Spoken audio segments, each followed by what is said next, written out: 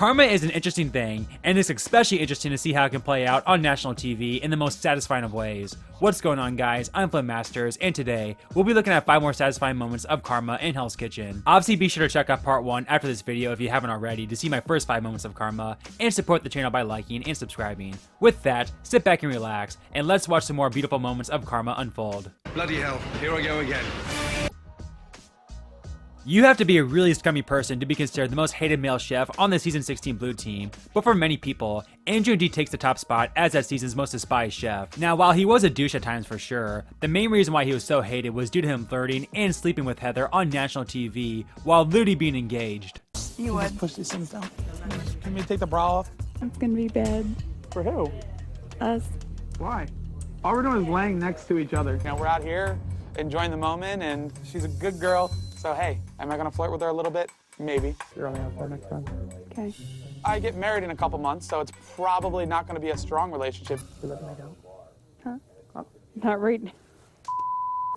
However, at the Black Jacket Lounge challenge, this cheating karma would come back to bite Andrew in the ass. Ironically, after getting some motivation from his fiancée earlier that day, Andrew would fall just short of a black jacket after failing to have an impressive enough dish to earn one in the eyes of Ramsay in the first 2 rounds, and thus, it all came down to the 3rd and final round between Andrew and Kim. But Ramsay actually wouldn't be the one to judge the dishes in the final round. He would ask the 4 chefs who had already earned a black jacket to determine which one they liked better, and that chef would earn the final black jacket. Paulie preferred Kim's, while Ryan and Heidi preferred Andrew's, which meant had Heather chosen his dish as well, he would have earned a black jacket. But she would choose Kim's dish instead, forcing Ramsay to break the tie, ultimately eliminating Andrew. So after cheating with Heather all season, she would ironically play a big part in ending his Hell's Kitchen dream, and man, what a satisfying moment this was. Andrew's the better chef, so all I had to do was figure out who plated what. Not as much flavor as that steak. Which one would it be? I would have to pick the filet, chef. Thank you. All right, thanks, chef. Great job. Heather, Yes, chef. which dish did you prefer? It was Kimberly's filet, chef. She says Kim. What the? It was the filet, chef. Oh, boy. Congratulations, Kimberly. You just under-delivered with that puree. Yep. Chef, thank you so much for everything. Good job, Andrew. See you later, Drew. Thanks, Andrew. I thought I'd at least be in the finale, God forbid, and let alone a black jacket. I really let myself down. I feel like I kind of let my son down and everyone back home, so it's a rough feeling right now. While Hell's Kitchen has had many mean chefs over the years, you always have to take a step back and remember that even the nicest of people will likely eventually lash out due to the stress of the show. But no matter how stressed you are, that's simply no excuse to be sexist. And unfortunately, Hell's Kitchen has produced too many contestants that have had some not so nice things to say about women. But in great moments of karma and just general extremely satisfying moments, these sexist chefs would see their Hell's Kitchen dream end when going up against a female during elimination. Why didn't anyone tell me that? Remember when I was talking to Why you? didn't you tell me that? I said, you felt want me like to I'm share it dumb. all? He didn't say a word. I Her did. I head was asked down Devin in a for help. Band. Was Listen ready. to what she's saying right now, and you're gonna tell me you're gonna vote for me over her. Put her up. She had the easiest station to cook. Never. See that? No fight. Then put me up then. But somebody could have given me a heads up. I did speak to him and asked him if I could sear off his fish. That's not true. We're gonna go with searing all sides. We don't rest any of our fish over here. Johnny, give me a jacket. I'm not seeing off that fish. You completely screwed the kitchen. I know, dude, they're talking I about want to keep talking. Y'all women have dinner ready for us men when we get home from work. Keep talking, tough guys. Keep it up. Get in there and cook for us. And, like, we work so hard and we're coming back from work. Have our dinner ready. I'm not your girlfriend. You And don't I'm not treat me either. like that. No. You have no right to talk to me like that. My decision is... Virginia, you're staying. Garrett, take off your jacket. The girls surprised me. Yes, chef. They did good, but we're gonna win because we're men here. Come on. We've embarrassed male chefs all over the world today. Well, it's on now. There's no way in hell I'm losing the girls again. I don't have a clue on this earth what I'm doing. I hate desserts. They're tedious. Women can make desserts, you know? It ain't my thing. Vanessa, you, madam, have got one more chance. Jason, take off your jacket and leave Hell's Kitchen. Well, maybe if I would have cried like some old pansy, some chick, maybe I'd be back upstairs chilling right now, but I can't do that. I'm a man. I sure as hell ain't gonna cry about it. I am, however, gonna go get drunk.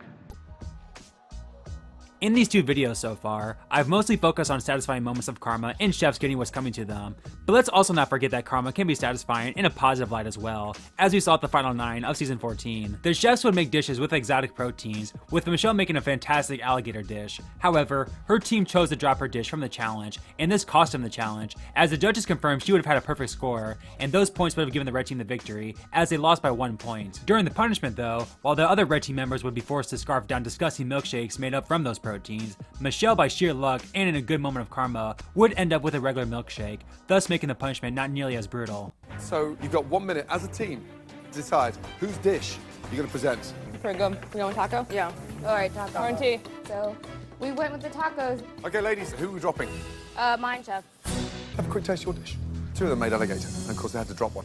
So they picked. Yeah, they picked us. Have a little taste of that. That was the best dish of the day. I would have given that a 5. I'd probably give that a 5 as well. I would have given it a 5 as well. Might be familiar to you because they're the proteins that we use today. Oh. One of them is a milkshake. Mine's the milkshake. You got a milkshake? Is it good?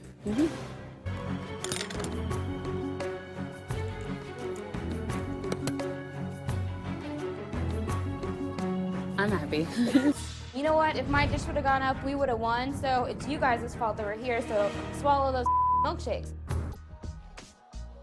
In another good karma moment, in season 3, Jen would make one of the most foolish mistakes in the show's history when she took pasta from the trash and tried to serve it to customers. But somehow, the red team still decided to put up Julia along with Joanna for elimination that night, feeling like she was the weakest link. But Jen, knowing this wasn't right, put herself up for elimination over Julia at the last second. Again, after making a mistake this dangerous, you would think she would be a dead duck. But Ramsey respected her being upfront with him about it and gave her another chance, and she would absolutely make the most of it, literally win the best of the worst the following episode, and making it all the way to the final 3 without ever being nominated again, and really not making that many mistakes in general. So yeah, while this isn't anything specific, you can't get a much better character arc than this in terms of good karma, and it's a good life lesson for everyone to do the right thing.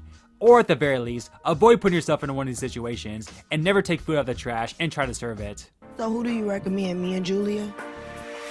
Oh, it'll be me and her. All right. And who's the other nominee? They nominated Julia. I'm the next nominee, chef. Why have you nominated yourself? During service tonight, chef, we had a lot of pasta left over, and I threw it in the garbage. So I quick ran, grabbed it, washed it, threw it in the pot of boiling water, 212, killed the bacteria. I made a bad decision, you know? I have to get over it. It happened, and I have to make the best of it. Jen, it's not about you listening to them bullying you. You drive it. Yes, Chef. Chef Ramsey's looking at me to take a leadership role. 4 ribeyes, I'm going. These plates are very hot, okay? Okay, well done, yes. Jen, hey, really well done, yes? Yes, Chef. The best cook in the ladies' team this evening was Jen. The workload was phenomenal. Thank you, Chef. Person leaving Hell's Kitchen was Jen. And your enthusiasm and your drive for food is extraordinary. Bloody well done. You have nothing to feel ashamed about, eh? Nothing whatsoever. Don't you dare stop. Yes? Well done, my darling. Chef. Bye, everybody.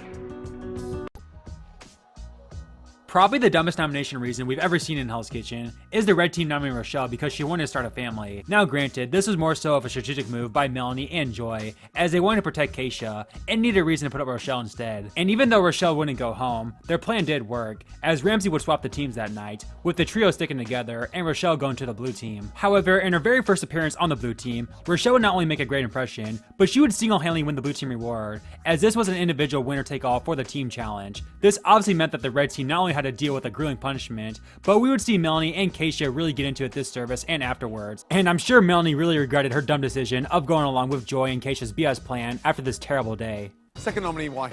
Our second nominee, this is really tough, Chef, but we chose Rochelle. Her passion outside of here, it's starting to overtake what's going on in here right now. So, what is it? So I did a basic seasoning with the New York. It's cooked beautifully. Thank you, Chef. And I threw in an avocado mix. I thought it was a strange combination, the avocado, but it actually quite works. Is that better than Anton's? It is. Congratulations. Thank you, Chef. Sit down. Melanie, you will not be sitting down. Rochelle, congratulations. Yes! That was definitely probably that extra little boost of confidence that I needed that Chef Ramses has been waiting for me to have. The red team is experiencing what everyone would consider hard labor. All right.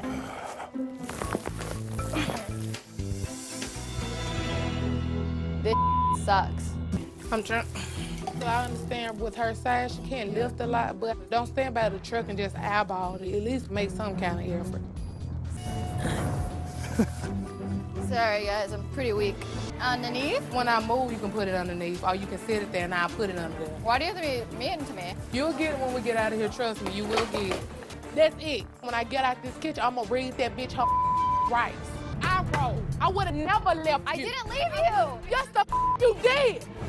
Yes, the you did! You let me know my face.